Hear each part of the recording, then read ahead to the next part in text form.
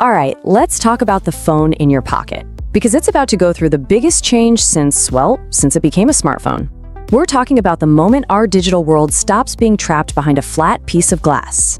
So, I want you to remember this date, January 23rd, 2026. Why? Because that's the day the flat screen died. Or at least, that's when the beginning of the end started. It's the moment our phones started to look and feel, completely different.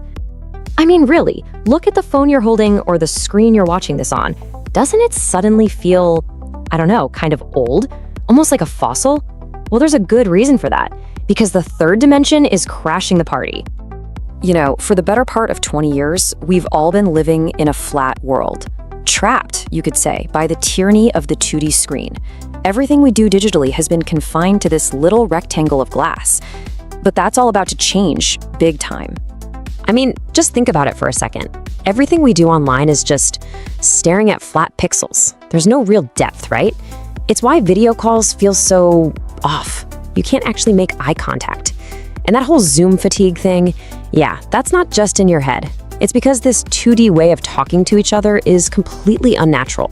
But then, CES 2026 happened. And that's where everything started to shift. The tech world got its first real glimpse of what's next, and let me tell you, it's a game changer. Our phones are finally breaking out into the third dimension. So get this, companies that you're going to hear a lot about, like Marketo and Proto, they weren't just showing off some far-off concept. No way. They rolled out actual portable mobile hologram devices. We're not talking about some big, clunky lab experiment. We're talking sleek little gadgets that literally turn your pocket into a 3D projector. And if you're thinking this is just some niche toy for early adopters, think again. The market for this stuff is already worth over $5.4 billion in its first year. That's not just momentum, that's an explosion right from the start. Okay, but hold on, because here's where it gets nuts. That number, it's projected to blast off to more than $33 billion by 2034. That's, a six-fold jump in under 10 years? We are literally watching a brand new, massive industry being born right before our eyes. Just look at this growth curve. It's not a gentle slope, it's practically a vertical line. And this isn't just people wanting cool new toys. This massive jump is being fueled by huge industries. Think medicine, engineering, that have been desperately waiting for a way to actually see and interact with their complex 3D data. Okay, so the big question is, how does this magic actually work? It seriously feels like something out of a sci-fi movie, but the science behind it is very, very real. Let's pull back the curtain and see how they're basically painting with light. The key idea here has a cool name, holoportation. And it's exactly what it sounds like. It's about capturing a complete 3D version of a person, or anything really, and beaming it somewhere else, live. The whole point is to create what they call spatial presence. That's the feeling, the real feeling, that someone is standing right there in the room with you. And it's super important to get this.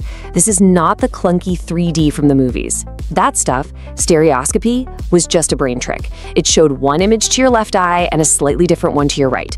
But this new tech, light field display, it's completely different. Instead of tricking your brain, it rebuilds the actual light that would have bounced off a real object. So you can literally move your head and look around the hologram, just like you would a real statue. No glasses, no headaches, just real 3D. Now, pulling this off takes a ridiculous amount of computer power. I mean, insane amounts. And that's where AI becomes the secret sauce. So here's how it works. First, special cameras capture all the 3D info. Then, and this is the magic part, AI algorithms crunch all that data, creating thousands of different viewpoints in the blink of an eye. Finally, tiny projectors beam out the light that creates this solid-looking 3D image. Without AI, there's no way your phone could do this in real time. It's the engine that makes the whole thing go. Okay, so the tech is incredible, but what does it actually mean for you and me, for our day-to-day lives? Well, this is where we start talking about a world where we might not even need screens anymore. It's leading to this idea researchers are calling empathic computing. It's a fancy term for something really simple, making digital communication feel human again.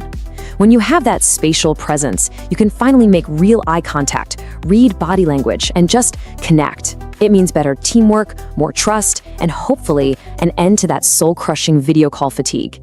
It's about putting the person back in personal communication. I love this quote from the CEO of Marketon, Changing Yang. He called his device a concert in your hand, and he means it literally. They're going after the massive K-pop fan base, letting them project a miniature holographic performance of their favorite group right there on their coffee table. See the shift? You're not just watching entertainment anymore. You're experiencing it in your space. And this isn't just about entertainment. The impact is going to be huge, everywhere.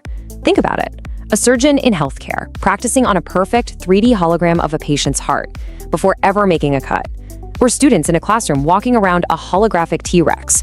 Or you, shopping from home, being able to see a perfect 3D version of a pair of sneakers, rotating it in the air in front of you. And yeah, for those of us working remotely, this could finally make it feel like your colleagues are actually in the room, not just pixels on a screen. So when you put it all together, what are we really looking at?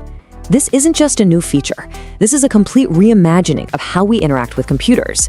We're standing on the edge of the next big leap forward, maybe the biggest since the mouse or the touchscreen. Here's the bottom line. It's not about looking at a screen anymore. It's about breaking the screen. It's about letting our digital world spill out of its two-dimensional prison and become a real, tangible, interactive part of our physical world. Which leaves us with one last kind of crazy thought. If your phone can project anything you need into the space around you, a keyboard, a video, a person, does it even need a screen at all? Think about that for a second. We're probably going to find out the answer a lot sooner than you think. Thanks for watching. Don't forget to like, subscribe, and share. It really helps the channel grow. See you in the next video.